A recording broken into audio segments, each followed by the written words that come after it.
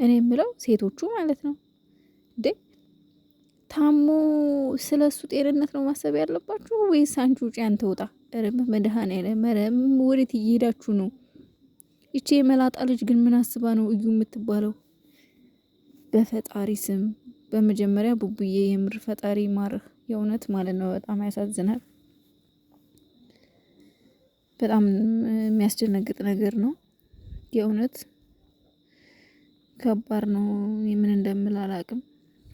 ብቻ ፈጣሪ ይማርህ። እሱም መብራን ትዳብስህ ወንድሜ።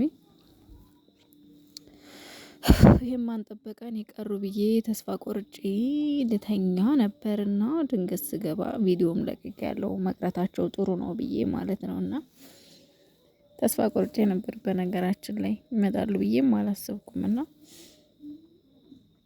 ግን ድንገት መጡ። ለዛውም በአስደንጋጭ ሁኔታ በጣም ከባድ ነው የእውነት። እንግዲህ ፍፄ ነው መግቢያ የሰራው ዛሬ ኦሬዲ ቡቡዬን ያመመው ትላንትና እንደሆነና ያው እስካሁን ድረስ ለእናንተ ያላሳወቅኩት እንዳታስቡ እናንተን ማሳሰብ ስላልፈለኩ ነበረ። እና ቡቡዬ እንግዲህ በድንገት ነስሮት እንደወደቀ ነው ራሱን እንደሳተ ነው የተናገረው። አንዳንድ ጊዜ እንደዚህ አይነት ነገሮች ከጭንቀት ነው የሚመጡት። ቡቡዬ ሰሞኑን ያለበት ሁኔታ እጅግ በጣም ጭንቀት ላይ ነው። እንደዚህ አይነት ነገሮች በጣም ከባድ ናቸው። ራስን ማጨናነቅ አይምሮ ላይ በጣም ትልቅ ተጽዕኖ ነው የሚፈጥረውና ከባድ ነው የእውነት።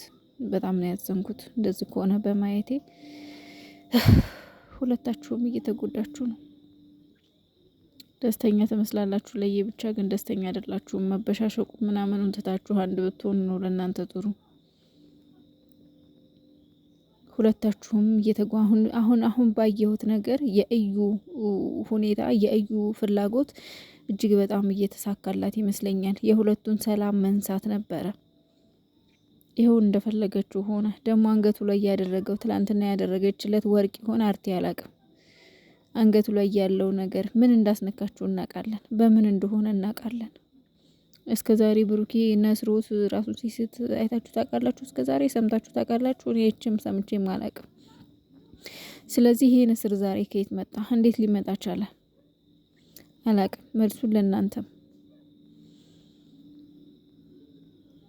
እኔ እንጃ። ብቻ በጣም ፈርቻለሁ፣ በጣም ማለት ነው።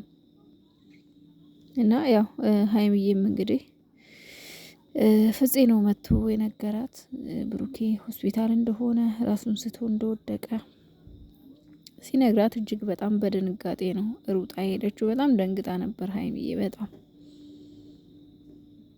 በጣም ደንግጣለች። አያችሁ ፍቅር፣ አያችሁ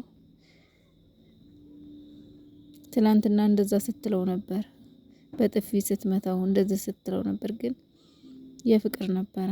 ብሩኬ እንደዚህ ሆኗል ስትባል ግን የሆነችውን ሁኔታ አያችሁ አይደለም?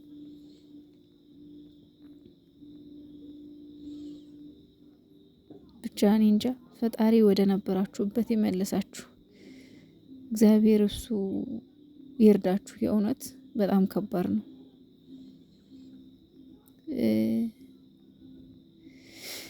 ምን ማለት እንዳለብኝ አላውቅም።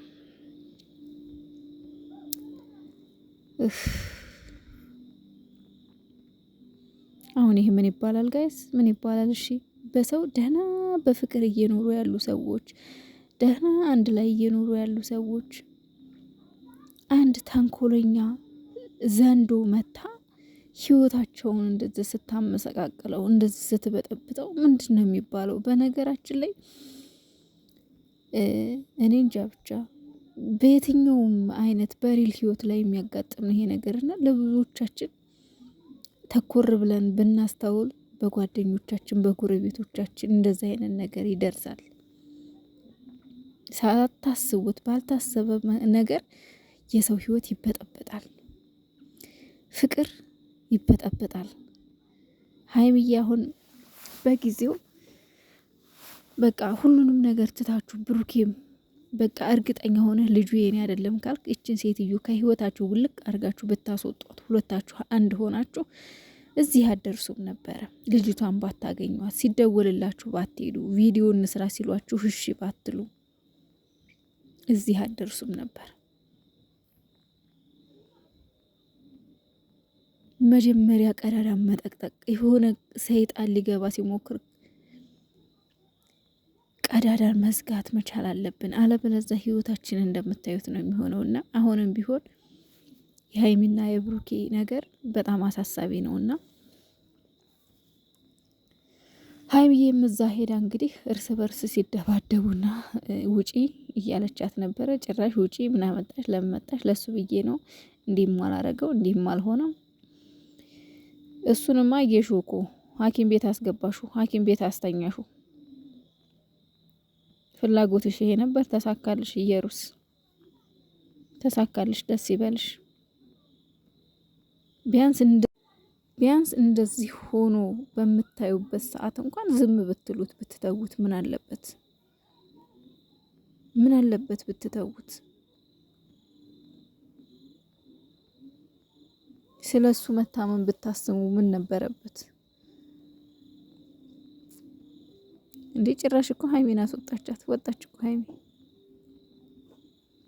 እና በጣም ያሳዝናል። ብቻ ግን ቡቡዬ ነገ ተሽሎህ እንደምናገኘህ ነቅተህ እንደምናገኘው እንግዲህ እንደሰማችሁት ዶክተሩን ሲጠይቀው ትንሽ እረፍት ያስፈልገዋል፣ ቅንጭላቱ ላይ ሲወድቅ የመታው ነገር አለ ወይ ምናምን ብላ ስትጠይቅ ሀይሚ ችግር የለም ነው ያለው ዶክተሩ። ችግር የለም እንግዲህ ሲነቃ ያለውን ነገር አሳውቃችኋለሁ ነው ያለው።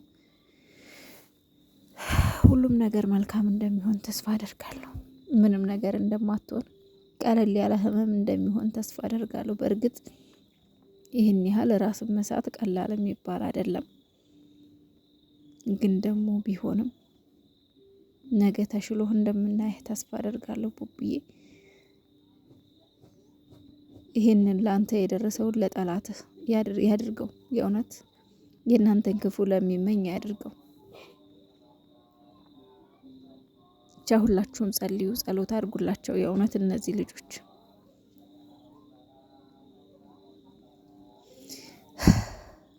እቺ ሴትዮ በምን አይነት መንገድ ነው ከህይወታቸው መውጣት ያለባት? ውዶቼ እንዴት ነው ከህይወታቸው ልትወጣ የሚችለው? እቺ ሴትዮ እንዴት ነው የሚሆነው? ማሮቼ የእውነት እንዴት ነው? አሁን እኮ እቺ ኢየሩስ የምትባል እኮ ባትኖር እኮ በቃ ከዚህ በኋላ ሀይሚዬ ትንከባከበዋለች፣ አብረው ትሆናለች። ከዛ በዛው ሰላም ይፈጥሩ ነበረ። ግን አሁንም አለች ከቂጥ ከቂጡ እያለች ነው። እችን ሴትዮ እንዴት ነው ማስወገድ የምንችለው? ጋይስ አረ ተባብረን እናጥፋታው። የምር ምን እስከምታረጋቸው ነው የምጠብቀው?